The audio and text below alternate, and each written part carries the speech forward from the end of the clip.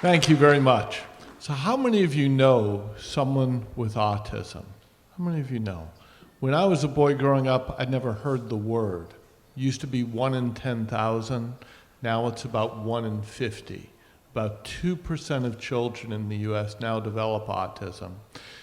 Generally believed to be lifelong, generally believed to be incurable, 80% of them unable to work, 80% of them living with their family or needing to go into residential care facility. We think we can make a big change in that. And I want to thank very much Alex Koritz and all his team for the work we've done for the data that I want to share with you. So if we can have the PowerPoint slides.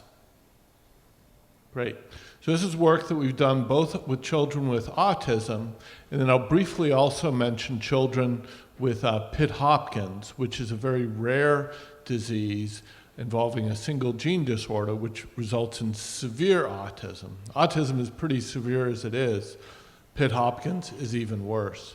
So basically, what we know is that for children with autism, roughly 40% of them develop major chronic GI problems, chronic constipation, chronic diarrhea, abdominal pain, really has a big effect on their quality of life.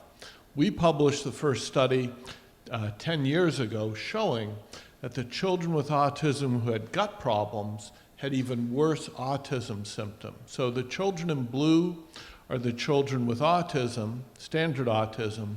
The kids in red are the kids who had autism and GI symptoms. And we found that those had worse across the board in autism symptoms, worse social interaction, worse speech, worse sensory problems, worse physical and behavioral problems. If you're having gut pain, it's going to be hard to concentrate, hard to learn, and hard to be very social with other people.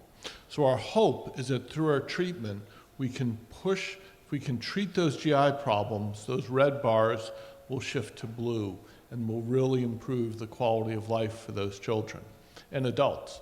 So let's move on. And so we've done several studies, and 3 studies have consistently shown that children with autism are missing many of the beneficial bacteria in your gut. A normal person might have of order 1,000 beneficial bacteria that help you digest your food, help you with producing key vitamins, and helping fight off bad bacteria. Kids with autism, we found, are missing several hundred species. One child's missing these several hundred, another child's missing these several hundred. It's very complicated. So next slide. So what we did is we worked on developing a transfer protocol for kids with autism. C. diff is remarkably easy to treat, as we've learned, that 1 dose, 85% cure rate, 2 doses getting up to 95% cure rate. Kids with autism, it was discovered, are very hard to treat their GI problems. 1 pill, 1 time is not enough. We need to treat them every day for many weeks and slowly, gradually can change their GI symptoms. So we developed a protocol with Dr. Koritz and others in which we first give 2 weeks of a powerful antibiotic to kill off the bad bacteria. And then we do a bowel cleanse, just like you'd have for a colonoscopy, to clear out as much of the remaining bacteria as possible. And then reseed with beneficial bacteria from the super healthy donors that are in the donors program at University of Minnesota. And these microbiota are highly purified, over 99% bacteria, and it's had a huge effect, as we'll show you. So next slide. What we've treated was 18 children with autism, ages 7 to 16 years. We discovered all of them had these GI problems since infancy. They'd always had these chronic GI problems, mostly constipation, often alternating with diarrhea, but some kids with just diarrhea. And so next slide. The initial results were really exciting. 80% reduction of their GI problems. And then we waited because we knew that treating with antibiotics alone, we could temporarily cure the problems, but they'd come back within a few weeks. 8 weeks later, those benefits were still stable because we had reseeded with beneficial bacteria. Also, initially a 23% reduction in autism symptoms, which is huge. That's unheard of to have such good response. And the microbiome diversity, they restored back to a normal number of bacteria. So instead of missing 25% of their normal gut bacteria, they went back to a normal level. So all looking very good. And so we published our paper, and I thought I was done. And then 3 different families came up to me and said, Professor Adams, my son's doing better than ever. So we did something very rarely done in science. We did a follow-up study. We followed up with every one of our 18 participants, and we discovered that they consistently were telling us, my child was just better able to learn. Now the pain and those GI symptoms were gone.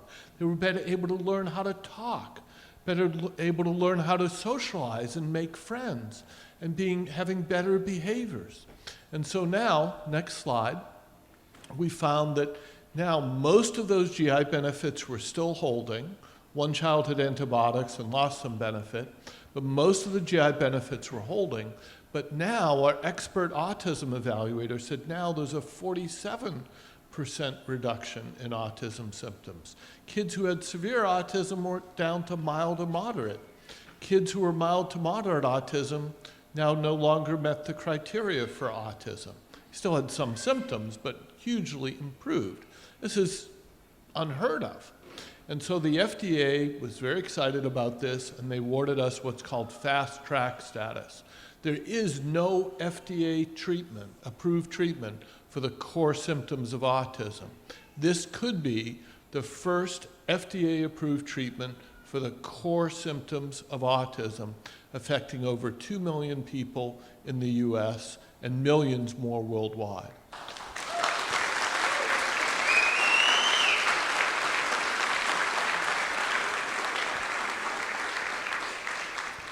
So this is just a slide showing that at the start of the study, the kids had high GI problems.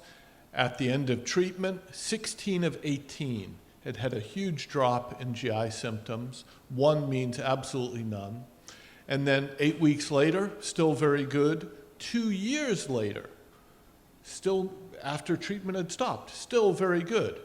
And what if we gave them a boost later? Well, we couldn't do that in this study, but if for those few who relapsed, we could give them another dose in future. So next slide, the really exciting part is on the right. At the start of the study, 85% of the kids were severe autism in red. At the end of the study, less than 20% are severe autism, 40% mild to moderate autism, 45% below the cutoff for autism. It's just astonishing. We had no idea we'd see that level of improvement. Now, there's some placebo effect. This is an open label study. So that's why we are now doing randomized double-blind placebo-controlled studies. So the bottom line is this microbiota transplant seems to be a very promising treatment for treating these core GI problems and getting rid of these bad bacteria that apparently are releasing some nasty toxins that affect gut, but also affect brain function. And so we are now, let's go on to the next slide. We now have fast track approval from the FDA. We're now running our phase 2 studies, which are very successful. And so let's go on to the next slide. So we are now currently partnering with Phoenix Children's Hospital. We just finished our study for 55 adults with autism, randomized double-blind. And I can't give you the details yet because it's not published, but I'll just say it's so good, we are now going to go on to either a phase 2 or a phase 3 study, which is the final step towards drug approval. So we're very excited about that. Also, I'll briefly mention we did a study for children with very severe autism called Pitt Hopkins. So let's go on to that slide.